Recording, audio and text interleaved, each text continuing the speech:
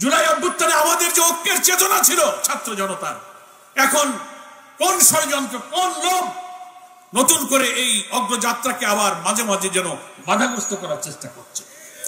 কেউ বলে সংস্কার দরকার নাই, পরে করলেই হবে। কেউ বলে সংস্কার করেন, কেউ বলে নির্বাচন তাড়াতাড়ি করেন, কেউ বলে না সংস্কারটা শেষ করে হোক। এই যারাই আমরা বিপ্লব করলাম, যারাই রক্ত দিলাম, তাদের মধ্যে এখন ইখতিলাফ শুরু হয়েছে। ইখতিলাফ মানে বাংলা তর্জমা কি? মত পার্থক্য শুরু হয়েছে।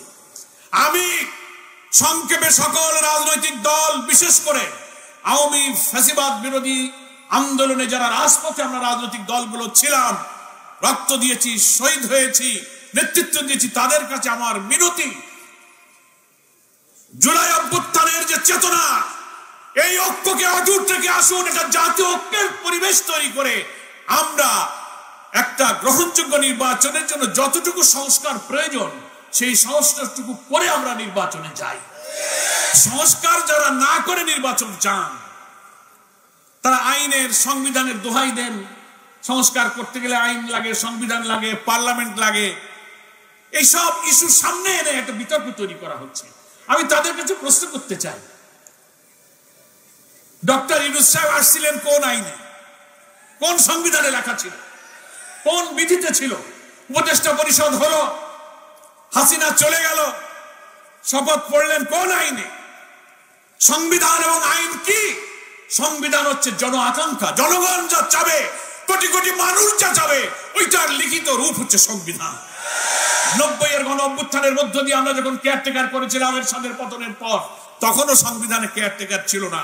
জনগণের ঐক্যমতের ভিত্তিতে আগে কেয়ারটেকার হয়েছে, নির্বাচন হয়েছে, তারপর আইন করে ওটা আমরা সংবিধান অন্তর্ভুক্ত করেছি।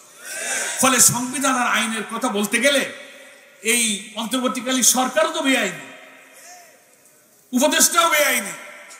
আমরা কি কামটা করলাম?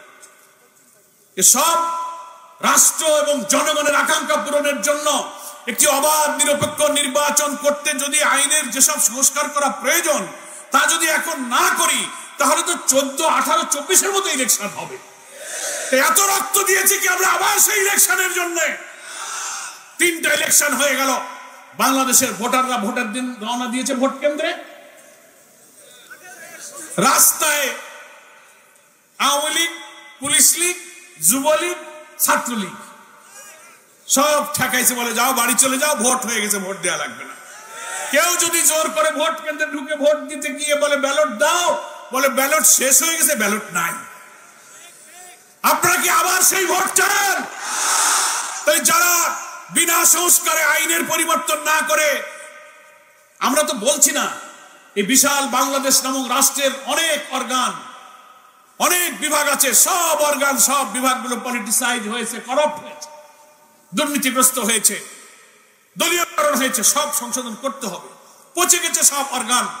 18 বছরে স্বৈরাচার আমাদের সংবিধান, আমাদের প্রশাসন দলীয়করণ করে ইচ্ছা মতো কর্তৃত্ববাদী চালিয়ে ক্ষতবিক্ষত করেছে। কিন্তু অন্তর্বর্তীকালীন এই সরকারের পক্ষে এত সংস্কার সম্ভব না, এটা আমরাও মানি। নির্বাচিত সরকার আসলে তারা পুরা রাষ্ট্রের সব অর্গানগুলো সংস্কার করবেন, এতে আমাদের দ্বিমত।